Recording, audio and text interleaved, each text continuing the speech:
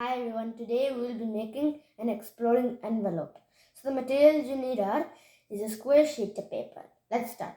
So put your square sheet of paper into a diamond, take the bottom edge and fold it to the top edge.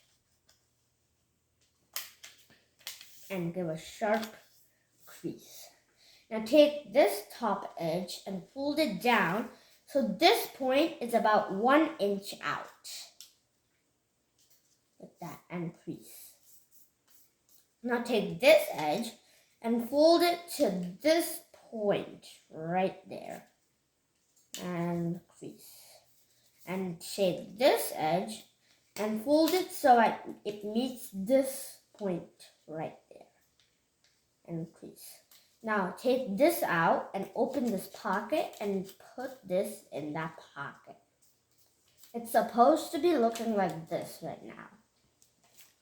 So now what you do is take this top edge and fold it down like this so it's like an envelope. And you crease. And now it's like this.